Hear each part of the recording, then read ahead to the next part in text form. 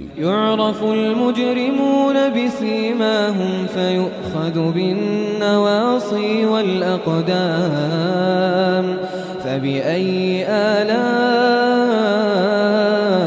ربكما تكذبان 1974 آیا، جناب ذوالفقار علی بھٹو مرحوم کی حکومت آئی، علماء دیوبند بھی شامل تھے، اہل حدیث بھی شامل تھے، علماء اہل تشیع بھی شامل تھے، پوری امت بالکل ایک مٹھی کی طرح تھی۔ نتیجہ یہ نکلا، یہ 7 ستمبر کی شام پڑھا گیا اسمبلی میں درود و سلام، مرزائیوں کو پاکستان کے قانون میں مرتد کافر قرار دے دیا گیا۔ جب اعلان آتا ہے تو کہتے ہیں ہم 72 ایک طرف، جماعت احمدیہ ایک طرف، اور جب اپنا سچا ہونے کا دعویٰ کرتے ہیں تو کہتے ہیں ہم 73ویں جماعت ہیں، 72 کے اندر بیٹھے ہوئے ہیں۔ رسول اللہ صلی اللہ علیہ وسلم نے آگ لگنے کی بات کی ہے، 72 کو آگ لگ گئی، یعنی گمراہ ہو گئے، اور یہ ان میں اندر بیٹھے ہوئے فخر سے کہہ رہے ہیں کہ ہم 72 ہی ہیں۔ تو ان کا ایک دوسرے کے خلاف جماعت احمدیہ کے مقابل پر اجتماع ان کے 72 ہونے پر سواد کر رہا ہے، اور جب 72 کا حصہ ہیں تو فتویٰ رسول اللہ صلی اللہ علیہ وسلم کا چلے گا، ان کا دعویٰ کوئی کام نہیں آئے گا۔ یہ دو ٹوک بات ہے، اس پر آپ غور فرمائیں تو آپ کو امید ہے کہ انشاءاللہ تعالی بات کی سمجھ آ جائے گی یہ کیوں ہمیں غیر مسلم کہتے ہیں۔ سیاست بازی ہے، اس کے سوا کوئی بات ہی کچھ نہیں۔ تو ان کا فتویٰ بھی ویسا جیسا کہ ان کا عمل ہے۔ ہاں اچھا، نوائے وقت انہوں نے مجھے حوالہ دیا، اس وقت میں کہنا چاہتا تھا مگر میرے پاس حوالہ نہیں تھا۔ اچھا وہ آپ نے دے دیا، میرے ذہن میں یہ تھا جب جماعت احمدیہ کے خلاف یہ فیصلہ ہوا کہ پاکستان کی نیشنل اسمبلی جس میں تمام فرقوں کے نمائندے موجود ہیں، انہوں نے متفق علیہ طور پر یہ فیصلہ کیا ہے کہ یہ سارے مسلمان اور صرف جماعت احمدیہ دائرہ اسلام سے خارج ہے۔ اس فیصلے کا اعلان نوائے وقت لاہور 16 اکتوبر 1974 کو ان الفاظ میں کیا گیا۔ قادیانی مسئلے کا حل اور چند دلچسپ حقائق۔ اسلامی تاریخ میں اس قدر پورے طور پر کسی اہم مسئلے پر کبھی اجماع نہیں ہوا۔ اس فیصلے کی ایک خاص اہمیت یہ ہے کہ اس پر اجماع امت بالکل صحیح طور پر ہوا۔ اسلام کی ساری تاریخ میں اس قدر پورے طور پر کسی اہم مسئلے پر کبھی اجتماع امت نہیں ہوا۔ اجماع امت میں ملک کے سب بڑے سے بڑے علماء دین اور حاملان شرع متین کے علاوہ تمام سیاسی لیڈر اور ہر گروپ کے سیاسی رہنما کما کو متفق ہوئے، اور صوفیاء کرام اور عارفین باللہ برگزیدگان نے تصوف و طریقت کو بھی پورا اتفاق ہوا۔ قادیانی فرقے کو چھوڑ کر جو بھی 72 فرقے مسلمان یہاں تان ٹوٹ گیا، cat is out of the bag. اس کے بعد ہنسی آتی ہے دیکھ کے، اتنی بڑی بڑی بنیادیں ایسے دعوے بنائے تمام علماء شرع متین اور صوفیاء بزرگ و کرام، قادیانی فرقے کو چھوڑ کر جو بھی 72 فرقے مسلمانوں کے بتائے جاتے ہیں سب کے سب اس مسئلہ کے حل پر متفق اور خوش ہیں۔ اب بتائیں اپنا 72 ہونا مان گیا کہ نہیں؟ 72 ہونا مان گئے، فتویٰ اپنا لگائیں گے یا محمد رسول اللہ کا فتویٰ چلے گا؟ اب بتاؤ۔ انہوں نے 72 ہونا تسلیم کر لیا، ہم بھی مان گئے، مگر فتویٰ 72 پر صرف رسول اللہ صلی اللہ علیہ وسلم کو چلے گا۔ اسی لیے اس فیصلے سے پہلے اس کا حوالہ دے کر اس وقت کے ہمارے امام حضرت خلیفۃ المسیح ثالث نے نیشنل اسمبلی میں بیٹھ کر ان کو مطلبہ کیا تھا کہ دیکھو تم نے خدا کے نام پر یہ حکومت لی ہے، محمد رسول اللہ صلی اللہ علیہ وسلم کے کلمہ پڑھ کے یہ حکومت لی ہے، تم اجتماعی طور پر حضور اکرم کے فیصلے کے خلاف بغاوت نہ کرو۔ تمہیں یہ تو حق ہے کہ تم میں سے ہر فرقہ یہ کہے کہ ہم جماعت ہیں، باقی 72 ہیں، مگر یہ حق نہیں ہے کہ اپنے آپ کو 72 بھی کہو اور جنتی بھی قرار دو۔ یہ وارننگ سن کر پھر یہ اعلان ہوا ہے۔ अब आप फैसला फरमा लें खुद ही। फिर ज़ियाउल हक साहब का दौर आया, इम्तिनाए कादियानियत ऑर्डिनेंस नाफिज हुआ। न ये मस्जिद बना सकते हैं, न ये आजान दे सकते हैं, न ये कोई इस्लामी शियार इस्तेमाल कर सकते हैं, न ये तबलीग कर सकते हैं, न अपने झूठे बातिल दीन की तरफ। वो हज़रत सल्लल्लाहु अलैहि वसल्लम ने एक बयान फरमाया और जो इस जमाने में खुल गया वो ये है कि हज़रत सल्लल्लाहु अलैहि वसल्लम ने ये फरमाया कि मेरी उम्मत 73 फिरकों में बट जाएगी। जैसा कि आपने फरमाया कि इतने फिरकों में बट गई, किसको माने? रसूलुल्लाह सल्लल्लाहु अलैहि वसल्लम ने ये फरमाया कि उनमें से 72 गलत होंगे, एक सही होगा।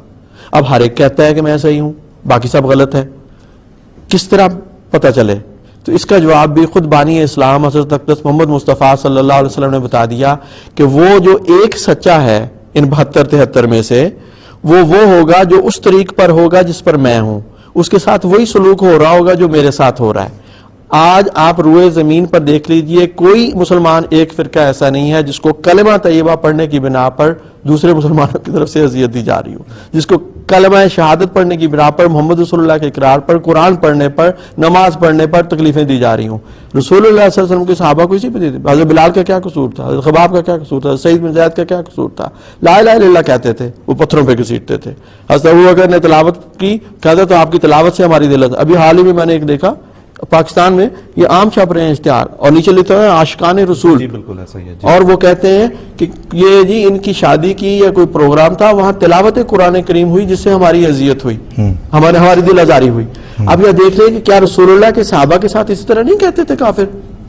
तो रसूलुल्लाह सल्लल्लाहु अलैहि वसल्लम ने फैसला फरमा दिया है, अब आप खुद दयानतदारी के साथ, तकवा के साथ, अगर रसूलुल्लाह से आप सच्ची मोहब्बत रखते हैं, और हर शख्स को हम ये कहते हैं, तो फिर आपका तकाजा है कि आप रसूलुल्लाह के फरमान के मुताबिक दयानतदारी से जांचें कि कौन लोग हैं जो उस तरीके पर अब कारबंद हैं जो रसूलुल्लाह और सहाबा का था, और उनसे किन लोगों से वो सलूक हो रहा है जो रसूलुल्लाह और सहाबा के साथ आया है। तो आप बआसानी मालूम कर सकते हैं कि ये क्या। और इस सिमर में अगर एक मिनट में जो आधा मिनट और दे दें, जो पहला सवाल आपने पूछा था कि पाकिस्तान के असम्बली ने हमें गैर मुस्लिम करार दे दिया है, वहां पे ये ऐलान किया गया कि 72 फिरकों ने इकट्ठे होकर एक किया। हमें ये सवाल ये हुआ था कि आप उसको तस्लीम क्यों नहीं कर लेते? बात यह है कि हम इसलिए भी नहीं तस्लीम कर सकते कि ये कौमी असम्बली का फैसला रसूलुल्लाह सल्लल्लाहु अलैहि वसल्लम के फैसले से टकराता है। रसूलुल्लाह ने फरमाया कि 72 गलत है, एक सही है। ये कहते हैं 72 हम सच्चे हैं और तुम गलत हो। हम खुदा के रसूल का दामन कैसे छोड़ें? हम कैसे इस बात को तस्लीम कर लें आराम से? बिल्कुल, बहुत बहुत शुक्रिया। जो कानून नाफिज किया गया पाकिस्तान में, जिसके मातहत आमदियों के लिए यह कहा गया कि वो एक मुसलमान की तरह बिहेव ही नहीं कर सकते। अब इतनी बड़ी बात है कि कलमा तैयबा अभी जैसे बताया गया, पढ़ने पर, लिखने पर, उसको डिस्प्ले करने पर, उसका इकरार करने पर मुकदमात में घसीटा गया, ज़दोकोब किया गया, हर किस्म की अज़ियतें दी गई। और अजान देने पर, अस्सलामु अलैकुम कहने पर, अब ये बातें हमारी रोजमर्रा की जिंदगी का हिस्सा हैं। नमाज पढ़ने पर, रोजा रखने पर, हज से हमें रोका गया। तो ये जो, जैसे मैं मिसालों में तो अब नहीं जाता, ये मेरे पास एक किताब है जो पाकिस्तान में मुकदमे बने हैं, FIRs। वो अकबर इलाहाबादी साहब ने तो कहा था ना कि रकीबों ने रपट लिखवाई है जा के थाने में कि अकबर नाम लेता है खुदा का। इस जमाने में वो पता नहीं उन पे थाने में वाकईतन लिखवाई गई थी कि नहीं, लेकिन अगर आज वो जिंदा होते तो उन्हें पता लग चलता कि हजारों की तादाद में अहमदियों को इस बिना पर सजाएं दी गई हैं कि ये बिस्मिल्लाह पढ़ते हैं, ला इलाहा इल्लल्लाह पढ़ते हैं, मोहम्मद सल्लल्लाहु अलैहि वसल्लम पर दरूद पढ़ते हैं, सुबह सल्लल्लाहु पढ़ के नमाज के लिए लोगों को बेदार करते हैं। ये सारी अजियतें इस बिना पर। अब ये बताएं कि ये कोई दुनिया में ऐसी मिसाल है कि किसी को ये कहा जाए कि अस्सलाम वालेकुम, तुम पर सलामती हो, अल्लाह की रहमत हो, इस बिना पर उसको सजा दी जाए? कौन सा इंसान का अकल है जो कहती है कि ये काबिल सजा जुर्म है?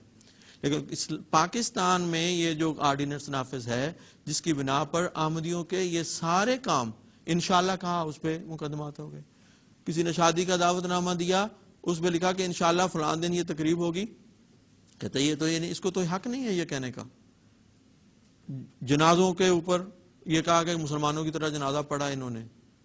कुरान की ये आवाज आ रही थी मस्जिद से, अजान की आवाज आ रही थी, नमाज पढ़ रहे थे, इस वजह से मुकदमात बनाए गए और तकलीफें दी गई, अजियतें दी गई।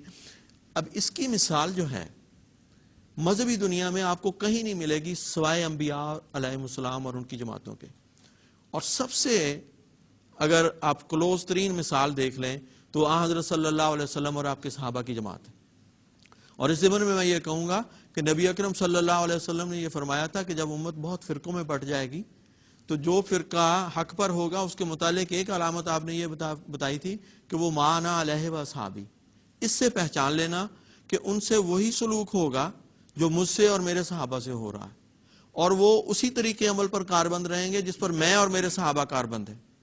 اب اس اصول کی روشنی میں آپ یہ دیکھیے کہ احمدیوں کی جو پرسیکیوشن ہو رہی ہے کیا یہ اسی طرح ہے اور اسی قسم کی ہے جیسی حضرت صلی اللہ علیہ وسلم اور آپ کے صحابہ کی ہوئی تھی؟ سارے ہر شخص جو ذرا بھی تاریخ اسلام سے واقفیت رکھتا ہے وہ اس بات پہ اتفاق کرے گا کہ حضرت بلال رضی اللہ تعالیٰ عنہ کا کوئی جرم نہیں تھا سوائے اس کے کہ وہ لا الہ الا اللہ کہتے تھے. حضرت خباب بن الارت کا کیا جرم تھا؟ حضرت سعید بن زید کا کیا جرم تھا؟ حضرت عمار کا، حضرت یاسر کا، حضرت سمیہ کا کیا جرم تھا؟ یہی تھا کہ وہ لا الہ الا اللہ کہتے تھے. اس بنا پر انہیں سزائیں دی جا رہی تھی. محمد رسول اللہ صلی اللہ علیہ وسلم کی رسالت کا اقرار کر رہے تھے، اس بنا پر انہیں سزائیں دی جا رہی تھی. حضرت ابوبکر رضی اللہ عنہ کو رسول اللہ صلی اللہ علیہ وسلم کو نماز پڑھنے سے روکا گیا، قرآن کریم اس کا ذکر فرماتا ہے. حضرت ابوبکر نے اپنے گھر میں مسجد بنا لی کہ اچھا میں یہاں پہ نماز پڑھتا ہوں.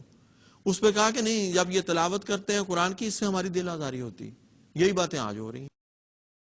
اب اس قسم کی جس قسم کی پرسیکیوشن ہماری ہو رہی ہے، جن باتوں پہ ہو رہی ہے، اس کی مثال سوائے نبی اکرم صلی اللہ علیہ وسلم اور آپ کے صحابہ کے زمانے کے کہیں نہیں ملتی.